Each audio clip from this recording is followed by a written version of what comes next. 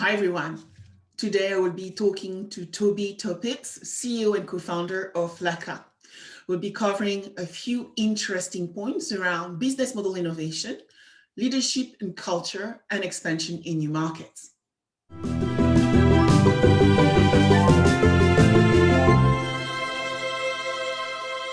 Tobi, I'm so pleased to be with you this afternoon to talk about Laka. Thanks for having me, Sabine. So first, it would be great if you could introduce Laka, and I would love if you could also tell us how the proposition came about, because we used to talk a lot with one another, even before you joined the Startup Bootcamp InsurTech Accelerator with another name. And it would be great for you to talk to us about how you came up with this new name, Laka. Very happy to. So Laka is first and foremost about business model innovation. And the story goes that I can conveniently blame my dad for all of this, who is an insurance broker home in Germany where I grew up. I went through the ranks in an apprenticeship of an insurance company, studied something, dry as insurance business and actuarial sciences in Cologne. By no means an actuary, but an appreciation for the trade. Spent a bit of time with AXA as a student assistant, but also as an intern. And at some point then ran fast away from it as fast as I could, because insurance in Germany in the late 2000s was not the most agile place to be in. And I actually started my career in corporate finance, first a few years with KPMG, followed by Barclays here in London. And yeah, came over to the UK at the end of 2013. And at Barclays, I was in the investment bank covering fintech and insurance from an M&A perspective. And my job was on a daily basis to look into the funky new stuff that fintech was, peer-to-peer lending, robo-advice, all the good stuff. And the next day I would go back to an insurance transaction. And at some point, these two worlds would just come together and colluded. And there was a very simple line of questioning or thinking really, that I played around in a spreadsheet and I paid out more in claims, meaning I increased the loss ratio in the spreadsheet and the profits came down for the insurer. And you felt like, hang on, if I do my job better, so to speak, paying out more, acting more in the customer's best interest, my profits come down. So there's this conflict of interest where you feel like, I make more money by doing exactly the opposite what the customer wants us to do.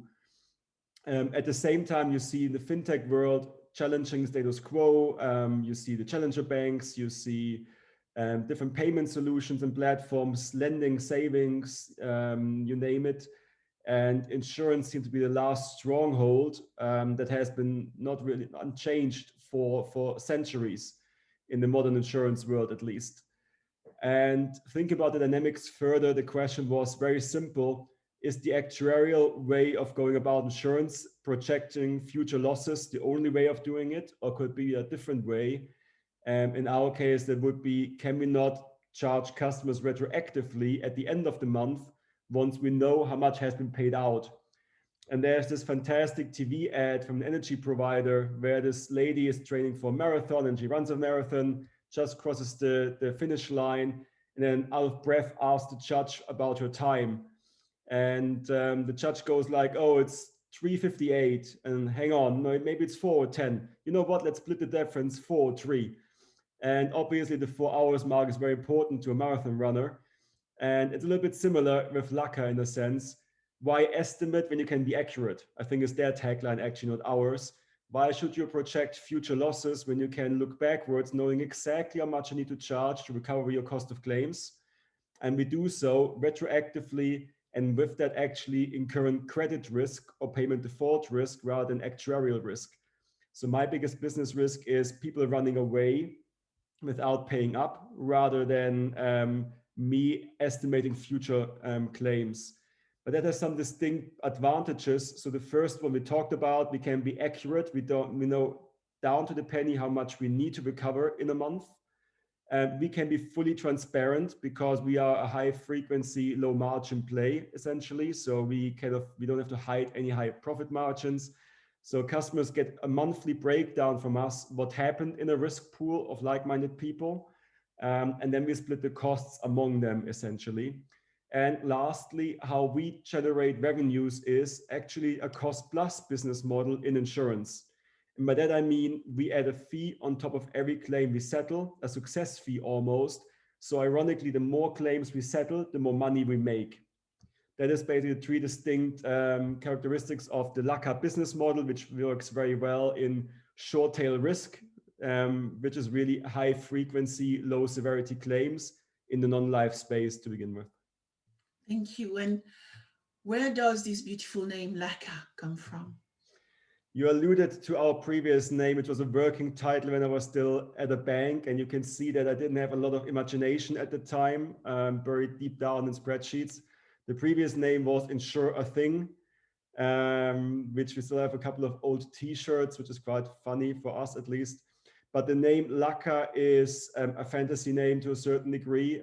Try to get a domain these days that is short, crisp, and not trademarked for any other reason.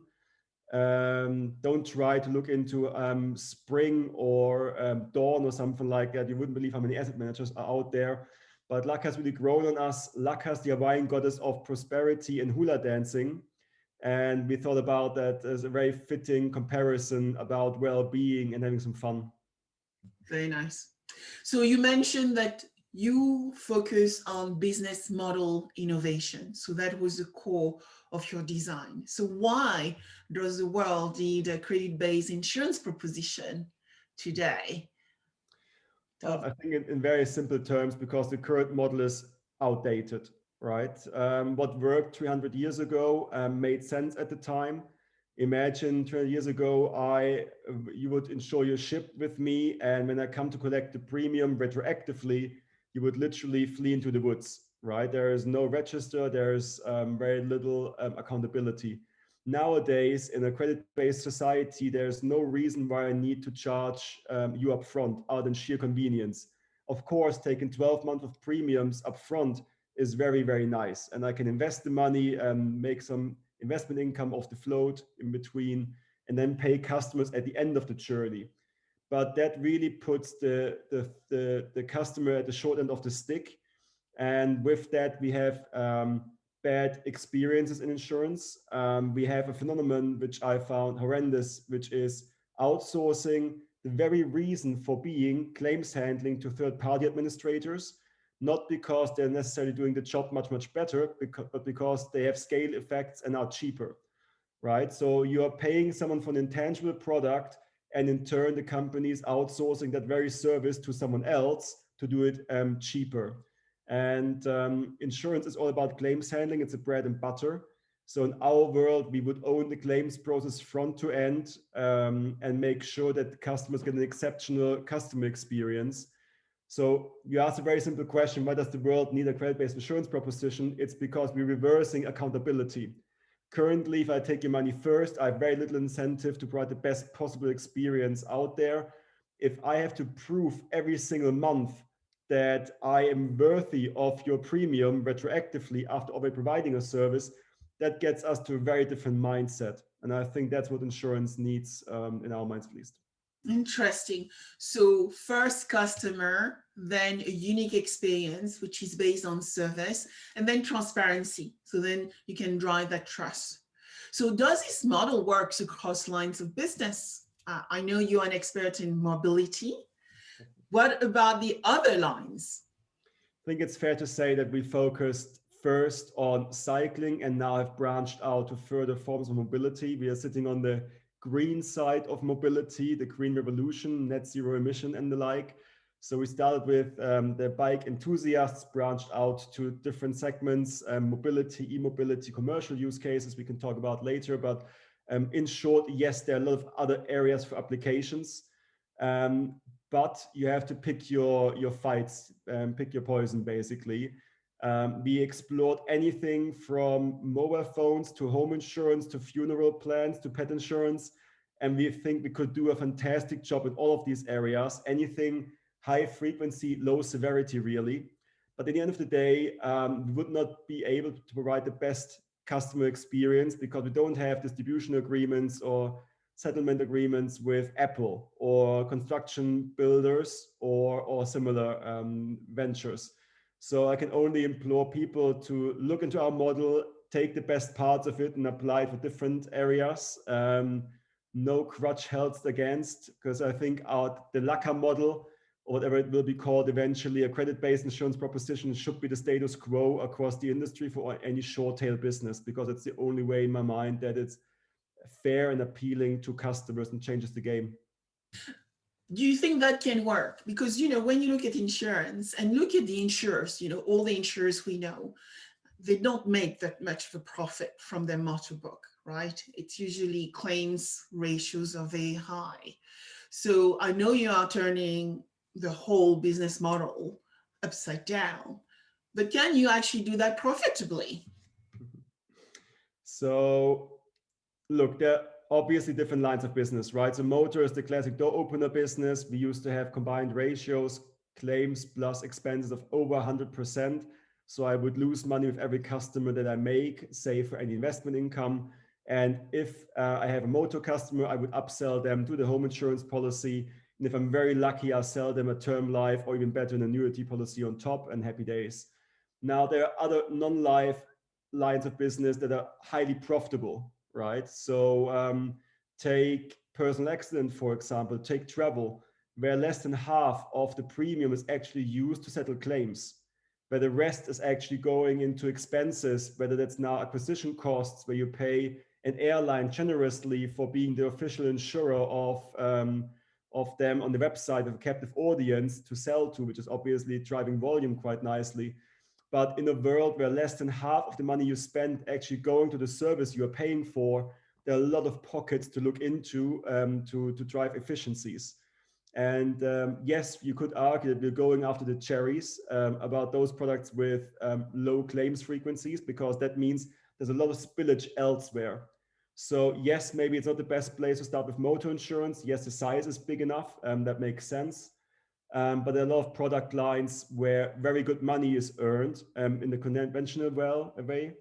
And in the Laka way, we still need to keep the lights on. So we're taking a fixed fee on top of every claim we settle. But we also have to be creative, because just with that, it's still a tough game and a scale game in the end of the day. Yeah, and you have built a really beautiful brand, a lifestyle brand. I love the t-shirt. Got my husband to bet for one. I said, you need a Laka t-shirt, darling husband. So we talk in our household and amongst our friends a lot about what you've done. So great job, Tobi. But so what differentiates Laka from the rest of the pack, actually? No pun intended, huh? Uh-huh. So there's two things, right? We talked about the business model at length, but there's a second element. You catch me on a bad day because I'm not wearing a very colorful Laka shirt, but we want to build a lifestyle brand in insurance, right? Which sounds quite bonkers outside in, but in a world where brand trust is at an all-time low and traditional insurers have commoditized themselves to the point of no return, thanks to price comparison websites, for example. The next big buzzword, of course, embedded insurance, doesn't help creating brand awareness. It becomes more and more interchangeable. What we're trying to build is an insurance brand that people can trust, that they associate themselves with, and that allows us to do many more cool things, right? Whether that's now horizontal cross-selling, we have what we call recovery and health product on the market as well, which is a modern twist on personal accident cover. But also, I think the big trick that many seem to be missing out in my mind is, and I'm hoping not giving away too many trade secrets here, but vertical expansion, right? So it's one thing to sell the motor insurance, the home insurance policy, but then moving on vertically, if you have a captive audience in the mobility space, why not help them buy the bike? Why not finance the bike? Why not do a lot more on these things when you have a captive customer base that trusts you and you serve well? So I think that's what we're heading up towards. We want to be known to be the green mobility guys across Europe and beyond. So we're already live in a European country with many more to come in the coming years.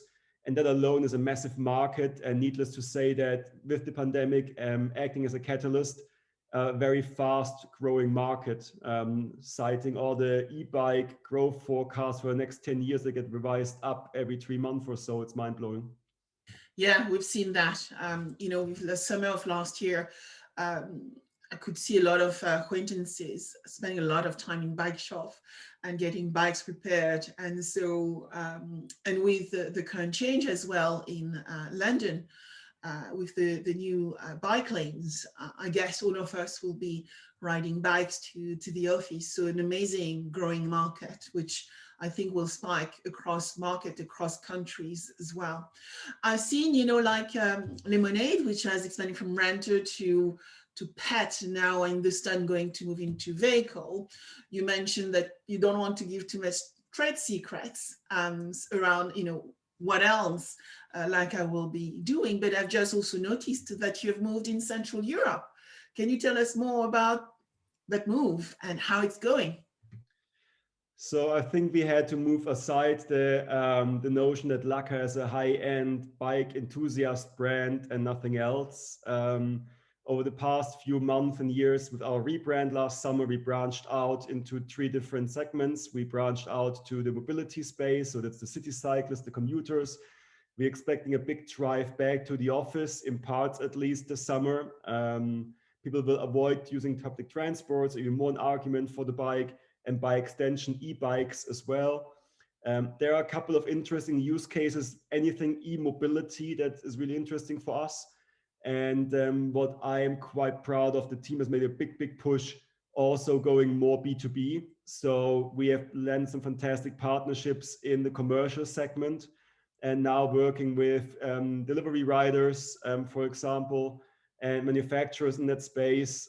Much more to come on that, holding back a little bit, but it's mind-blowing what's going on in that space at the moment. And with that, we are a lot broader than we used to be. And we're not just doing it in the UK, but as mentioned, we have set up shop in the Netherlands. So we've obtained a license in Amsterdam on the ground in a post-Brexit world that allows us to passport into European territory, the single market. And with that, have partnered up with a fantastic partner on the ground, an N Group. And are really keen on branching out then across Europe, because the bet is truly that 125 million active cyclists with a high-end bike or insurable bike at least in a growing market is a fantastic place to be in. And if you focus sufficiently, you can own the full supply chain front to end. And I think that's what we're building, this defensible moat around mobility, sustainable mobility in Europe. Nice. And so, looking at your existing expansion, geographical expansion, any advice you could give other founders around, the good and the bad, the challenges and opportunity of moving from your core markets to new markets in Europe? Because it's not the same, right? We are all different. I think Laka is quite famously known for not playing by the rule book and kind of burning our fingers left, right, and center in the past. And rightfully so to a certain degree, because there are opportunities you need to look into, I suppose, but it's always a challenge to prioritize the right ones. Arguably, we were early in our international expansion, but I think for us, it was our way to prove that our market, addressable market, is big enough. And what's really interesting is the Netherlands, obviously, is the mothership of cycling. 17 million Dutch people have 23 million bikes. Everyone literally is a customer, a potential customer there, which makes it quite exciting. I think from a pure project perspective, sadly, always add 3 to 6 months to your timelines, because there are always things that you're not in control of. That includes a pandemic, because yes, the regulatory process has taken longer than we hoped, partially because of that process. And insurance is a very tricky beast, because you cannot sell a single policy before you have regulatory approval. And with that, you cannot test and experiment enough. We've done a lot of customer research and interviews, but only when your proposition is live, you can actually test the market truly. So I cannot overemphasize the importance of trying to learn as much as you can about the market or the customer base. They will be different. You have to localize a lot. We are live now for 2 months in the market. And we just said, you know what, the first 2 months post launch, let's try and get as many learnings to the door as possible. Brutally honest feedback that you can't gather what's your theoretical concept, right? Despite being live in the UK for 3.5 years, only when there's a credit card required, people will show you what they truly think. So add more time to it, add a lot of buffer to it. I think a historic mistake was always being the ever optimistic founder and thinking, yes, we're gonna deliver in the same time frame and in the right cost space and the right budget, but always takes long. It always costs more money, but it's also hugely rewarding, right? If you're selling your first policy abroad, that's a big milestone, right? Or winning your first partner abroad, all of a sudden you're not a UK business anymore, you're a European business. And that is just from a mindset perspective, mind blowing, because anything is possible now. And now it's basically, do we go to Germany or do we go to France, right? Or whatever it might be. It's absolutely rewarding. It is really interesting when you have a team in a foreign country on the ground. So we have an office in Amsterdam, but there are also obviously challenges from a cultural perspective, right? Different mindsets, different people. And I think one thing that was really, really challenging was not building personal rapport or relationships. So the country director that we hired, I was lucky enough to at least meet him twice before we hired him, or after we hired him. His staff on the ground, I've never met in person, for example, and by extension, their counterparts in the UK never have. So I think that was probably the most challenging thing, building a diverse team across countries, but not having or being able to go for dinner together and building personal relationships. So we can't wait to make up for that very soon. I mean, you are raising a very important point, which is diversity. Now it's DEI, diversity, inclusion, and equity. And I know you've worked with your co-founders for a very long time, Jens and Ben. What do you think make your team unique and different from a leadership and cultural viewpoint? Because you guys are getting on super well and you have built a really unique team. Can you give us some tips around building a high-performing team?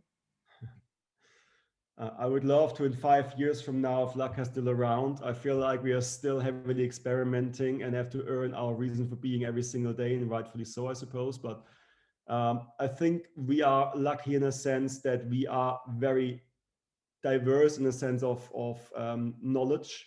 So we have a product person, a tech person, and maybe me as an operations person.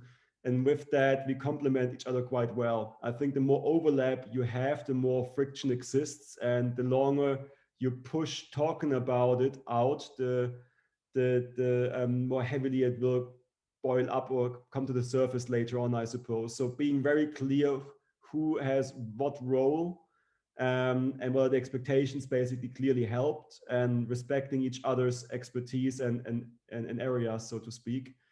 Um, Beyond that, it is, I think, our open secret that we are in the cycling mobility space that allows us to recruit very targeted with people who have at least an appreciation for cycling. You don't have to wear Lycra every day to work or cycle in on your 3K road bike, but at least the green mobility movement should be dear to your heart. And with that, you have a common sense of understanding, and you can gather your team behind a specific purpose.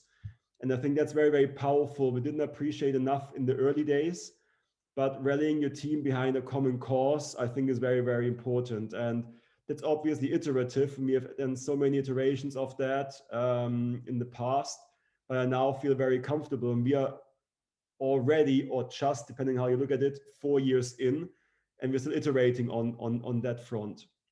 So I think it's definitely an area to overinvest in, and yet it's the area that gets the least limelight, because every time you iterate on your mission, you don't win over new customers. And with that, the risk of you failing is higher, right? So it's a very tricky beast. If anyone who watches this has learnings, please do share them with me because it's a daily exercise for me. But yeah, I think to a certain degree, a lot of stars have to align to get along with your co-founders. In our case, it has worked very, very well. But I think it's also about making clear who owns what, and making sure aspirations are the same, right? So if one person says, I want to sell this in 2 years' time, the other person says, I want to build a lasting company for generations, that might be challenging. So being very upfront and don't assume questions, hard questions can be solved down the line. They should be talked about from day one, at least basically as a starting point, and thinking always change. But that was what worked for us quite well. I mean, the way you've put it is it's great, because you were fortunate to meet really two talented people, Jens and Ben, and I remember seeing you guys spending hours, nights building Laka. So I have these great memories, and I remember our walls in in Startup Bootcamp being filled with the wireframes around the design of your venture. Of all these memories, which are great memories as well. But what you are saying is really fundamental, that purpose is key to building a right venture. And also that the people you're recruiting are aligned with your vision and have a liking as well for bikes. There's so many quotes I've read recently around purpose and direction. And one thing which seems to be common with the business like yours, but startups, scale-ups, grown-ups, unicorns, is that to be able to serve your customers, you need to have a team who actually relate and empathize with that customer and actually could put themselves in their shoes. And so it's fantastic to see that you've been able to do that too. A very good example is our claims team are actually bike mechanics or former bike people, essentially. Everyone, you could have a lengthy discussion around very specific parts of the bike. I fully appreciate that. Yeah, that's a really important element for us. Yeah, fascinating. One thing which comes to mind is looking at the business you've built. Have you relied, and that is a big topic right now in the industry, but have you relied on building an ecosystem of partners to enable you to move faster? What's your view around startup ecosystems? And do you see them becoming a key enablers to see more ventures growing faster in our sector? I think hardly anyone can move on their own, simply on their own. And if they do, I think that might be a mistake because there's so much great help around and so many great people willing to lend a hand. Case in point, you helped us with Startup Bootcamp in SureTech in 2017. That was the first proof point for us that there could be something in there. Without the regulatory fintech sandbox with the FCA, Laka wouldn't exist. There are many great networks in the UK and beyond, many communities like Instech, London, and similar. I've been fortunate enough to be part of a fellowship program run by a fintech investor called Alchemy. So still in the very early days, there were a lot of people who were willing to lend an ear or a hand and listen or help actually. And I don't think that it's a weakness to ask for help.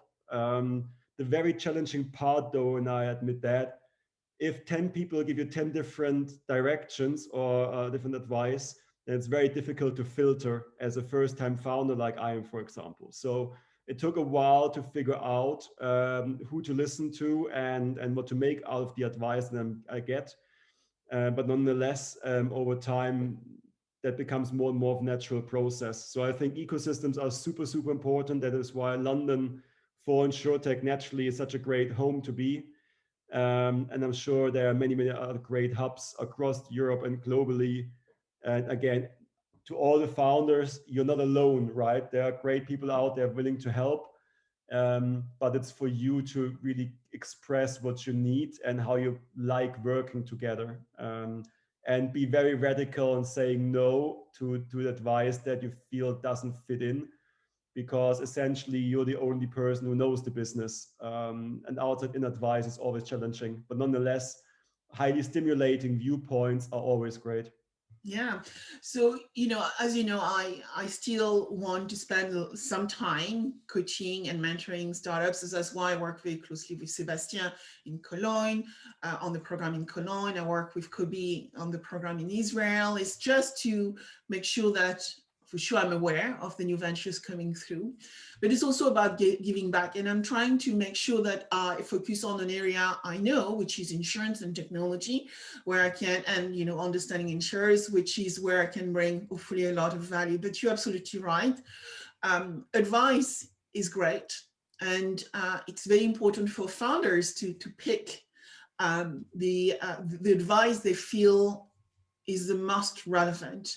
One thing I always say to the founders is it's always best, and even to the mentors I've mentored and taught to mentor, is it's better to ask questions and let the founder come up with their own answer rather than giving answers, because no one knows exactly where the world is directing, except if everything is evidence and fact-based. So a very fair point that one needs to be mindful that there will always be a reverse advice to one given. And so founders like you need to actually take advice as it comes, but also make their own decisions at the end. I heard the other day of a quote that apparently Elon Musk made following the question, what word of encouragement would he give would-be entrepreneurs? And the response was brutal, but it has a very simple truth in it. And as he was saying, if you need any encouragement, you shouldn't become an entrepreneur. And that is a really tough thing to say, but then again, there's a certain beauty and simplicity in there. And what I'm trying to say is that you walk into this with a lot of naivety, right? You think you're going to change the world, and no obstacle is too big to overcome. And I think if you don't have that attitude, I think it's a challenging task, right? So you walk into this thinking you can do anything, and you figure it out along the way, and it's really good fun as well. So sometimes, or as someone put it, it's good that I didn't know how steep or big the hill is I was about to climb. Yeah, beautiful. Well, what would be the last few words you would want to leave with the founders, insurers, whoever wants to learn about Tobi and Laka? I'm sure Laka is the more interesting topic. So do check us out. Laka.co. .co is our domain. You can expect Laka to show up across Europe in the coming years, really trying to hone in on this mobility element that we really feel passionate about. Equally, please have a look if the model is for you. So again, short tail, risk, high frequency, low severity. I think a lot of beautiful applications for it. We just can't do it all. I think it's the nature of a startup to focus on certain niches.